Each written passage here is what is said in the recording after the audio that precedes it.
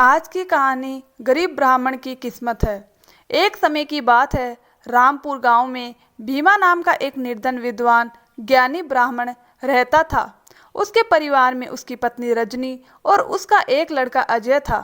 वह अपने परिवार का पालन पोषण अलग अलग गांव में जाकर यज्ञ, हवन, पूजा अर्चना करके करता था। इतना परिश्रम करने के बाद भी उसके घर से दरिद्रता दूर नहीं हो रही थी।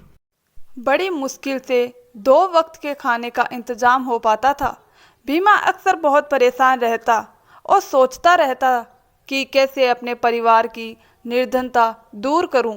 हे भगवान, कुछ ऐसा चमत्कार कर दे जिससे मैं और मेरा परिवार हंसी खुशी और सुख शांति से रहने लगे। एक बार भीमा पास के ही गांव में सत्यनारायण भगवान की कथा कराने जा रहा था। तभी रास्ते में उसे किसी के चिल्लाने की आवाज़ आई, तो वह रुककर जहाँ से आवाज़ आ रही थी इस तरफ गया। देखा, एक बूढ़ी औरत कीचड़ में फंसी हुई थी। बहुत मेहनत करने के बाद भी वह निकल नहीं पा रही थी। तो भीमा ने जाकर बूढ़ी माँ को एक रस्सी के सहारे कीचड़ से बाहर निकाला। भीमा ने पूछा, आप यहाँ कैसे फंस गई? तो बूढ़ी औरत बोलती है, मैं यहाँ लकड़ी लेने आई थी, तभी अचानक मेरा पैर फिसल गया और मैं कीचड़ में जाकर गिर गई। बहुत बहुत धन्यवाद बेटा, जो तुमने मुझे बाहर निकाल लिया। परंतु तुम इतने चिंतित क्यों लग रहे हो? भीमा बोलता है, अम्मा, मैं एक गरीब ब्राह्मण हूँ। लोगों के यहाँ पूजा पाठ करके बड़ी मुश्किल से 2 वक्त के खाने का इंतजाम कर पाता हूँ। भगवान पता नहीं मेरी कैसी परीक्षा ले रहे हैं। तभी बूढ़ी औरत बोलती है, भगवान पर भरोसा रखो, सब ठीक हो जाएगा। जल्दी ही तुम्हारे अच्छे दिन आएंगे। और इतना कहकर बूढ़ी औरत अपने लकड़ियों का गट्ठर लेकर वहाँ से चली जाती है। भीमा भी वहाँ से कथा वाले घर चला जाता है। जब वह लौट रहा होता है तभी अचानक उसकी नज़र एक चमचमाती वस्तु पर पड़ती है। वहाँ जाकर वह देखता है तो वहाँ पर सोने से भरा हुआ एक घड़ा रखा था। भीमा मन ही मन बहुत प्रसन्न होता है और भगवान को धन्यवाद कहता है कि हे भगवान, आपने मेरी सुन ली। वह उस घड़े को एक कपड़े में बांधकर घर ले जाता है और घर जाकर रजनी को सारी बात बताता है। तो रजनी बोलती है, यह सब बूढ़ी अम्मा की वजह से हुआ है। वह हमारे लिए फरिश्ता बनकर आई। धीरे धीरे समय बीतता गया और भीमा एक संपन्न अमीर ब्राह्मण बन गया। यह देखकर बहुत से गांव वाले उससे जलने लगे और सोचने लगे, भीमा इतनी जल्दी इतना अमीर कैसे हो गया? कुछ समय पहले तक तो इसके पास 2 वक्त का खाना भी नहीं रहता था। उसी गांव में एक बबलू नाम का व्यक्ति रहता था जो भीमा से बहुत ज़्यादा घृणा करता था। उसने सारे गांव में बात फैला दी कि भीमा ने कहीं से चोरी की है। इसी वजह से इतने कम समय में वह इतना अमीर हो गया।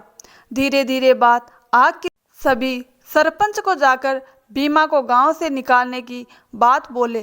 तो सरपंच ने गांव के बुजुर्ग लोगों को बुलाया और उनसे पूछा, तो लोगों ने कहा कि ऐसे किसी पर बेवजह आरोप लगाना सही नहीं है।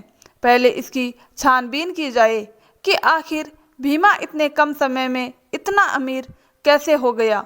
उसके बाद ही कोई फैसला लिया जाए। निर्णय लिया गया कि भीमा का जो सबसे खास मित्र मदन है, उसी को यह काम सौंपा जाए। मदन को बुलाकर भीमा के बारे में पता करने को कहा गया तो मदन मान गया। मदन भीमा का बहुत ही खास दोस्त था, परंतु वह एक लालची इंसान था। वह अक्सर भीमा के यहाँ जाता रहता था। एक दिन मदन भीमा के घर गया और पूछने लगा कि यार भीमा, तू अचानक इतना अमीर कैसे हो गया? तूने इस बारे में मुझे कुछ भी नहीं बताया। क्या तू मुझे अपना दोस्त नहीं समझता? तो भीमा बोलता है, ऐसी कोई बात नहीं है, तू तो मेरा सबसे खास दोस्त है। कभी ऐसा मौका ही नहीं मिला कि तुझे यह बात बता सकूं। उसके बाद भीमा ने सारी बात मदन को बता दी। मदन के मन में लालच आ गया। वह उस घड़े को चुराने के बारे में सोचने लगा। थोड़ी देर और बातें करके मदन अपने घर लौट गया। रास्ते में उसे बबलू मिला तो बबलू बोला, भाई मदन, कहाँ से आ रहे? लगता है अपने खास मित्र के यहाँ गए थे। मदन, हाँ, बस कुछ ज़रूरी काम था इसलिए गया था। बबलू, ऐसा क्या ज़रूरी काम था? मदन सोचने लगता है कि अगर इसको बता दूं तो यह मेरे काम आ सकता है। बदले में इसे थोड़ा बहुत सोना दे दूंगा। वैसे भी यह चोरी चकारी के मामलों में बहुत आगे है।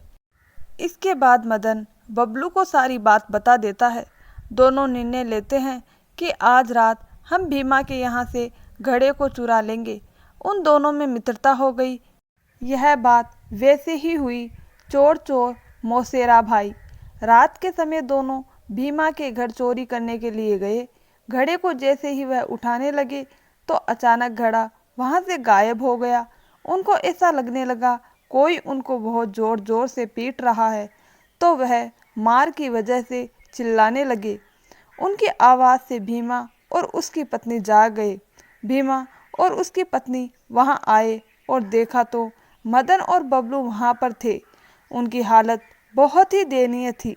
ऐसा लग रहा था किसी ने उनकी बहुत जोर जोर से पिटाई की हो।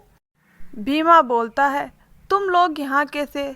लगता है घड़े को चुराने आए थे, परंतु यह घड़ा कोई साधारण घड़ा नहीं है।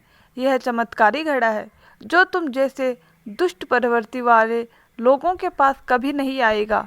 और मदन, तुमको तो मैंने अपना मित्र समझा, परंतु तुमने इस दुष्ट प्रवृत्ति वाले बबलू से मित्रता करके साबित कर दिया कि चोर चोर मौसेरा भाई होते हैं। अगर तुम लोग चाहते हो कि मैं गांव वालों को ना बताऊं, तो निकल जाओ मेरे घर से और दोबारा मत आना। इसके बाद बबलू और मदन ने कभी भीमा के बारे में बुरा नहीं सोचा। किसी ने सही कहा है, जैसी करनी वैसी भरनी। मदन और बबलू को उनके कर्मों का फल मिल गया था और वह भी अब सुधर गए थे। और दोस्तों, अगर कहानी अच्छी लगी हो तो वीडियो को लाइक करके शेयर करें और चैनल को सब्सक्राइब ज़रूर करें। तो मिलते हैं ऐसी और मज़ेदार कहानियों के साथ। धन्यवाद दोस्तों।